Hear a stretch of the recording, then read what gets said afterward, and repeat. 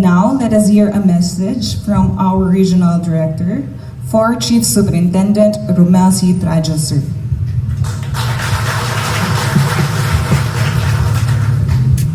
Okay, good morning. So first, for our athletes, congratulations. Really, you bring pride to our region. Dagan-daganday mo. And also, this is a historic day also. For the first time that we are accompanied by our brass band.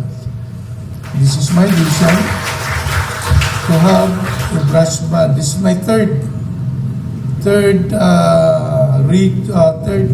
group na na-organize ng brass band. I was the one also organizing the National Headquarters Brass Band, the Region 13 Brass Band, then you have Region 10.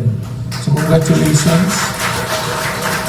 This is very important to us because it will not only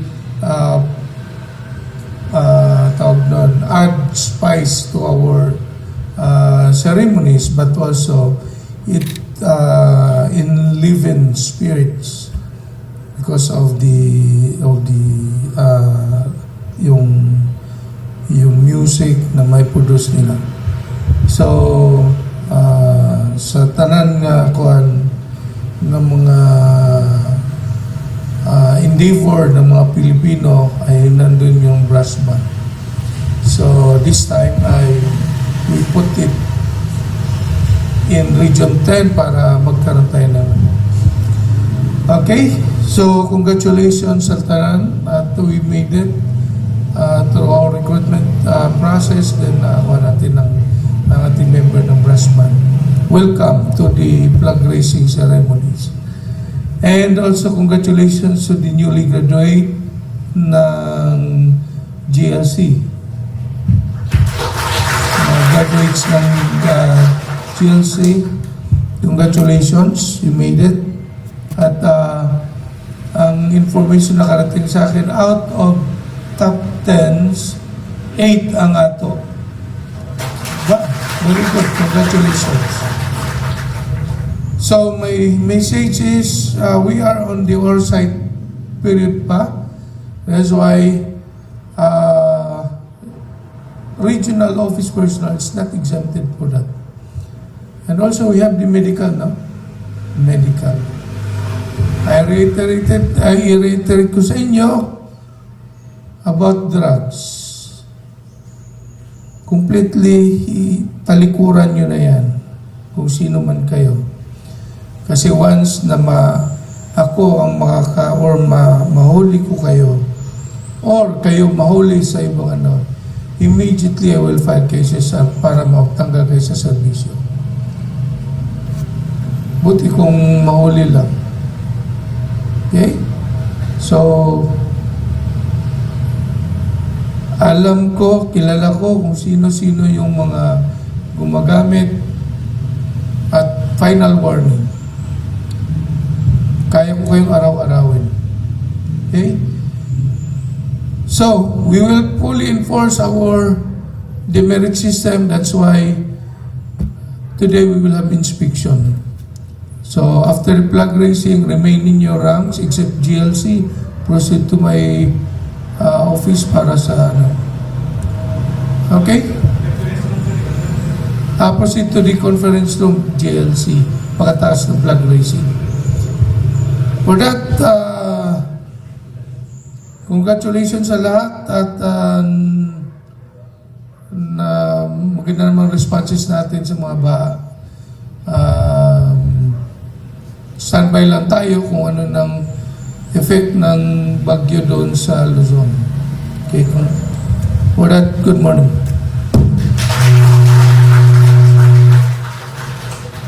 Daghang salamat, sir, for your wisdom and guidance. May we call on any announcements from different divisions and sections, ma'am, sir?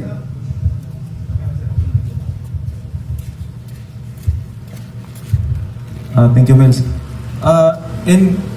In addition to the order of our regional director, considering that this platoon, there were some are coming from Capde, so you can separate right after the BEP him, no, for the ranks inspection. And particular CRD sa absences, that's why we have to seriously implement the demerit system, including, there is no exemption, including officers, because it's been a while nga ako ang na-observaran that ang present members of the command group and the other sections, even division chiefs, wala. So there is no exemption with regards to the implementation of the merit system.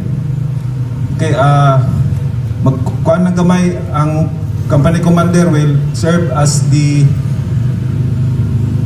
platoon leader for the command of the Bukang Talutod right after the ceremony. Thank you.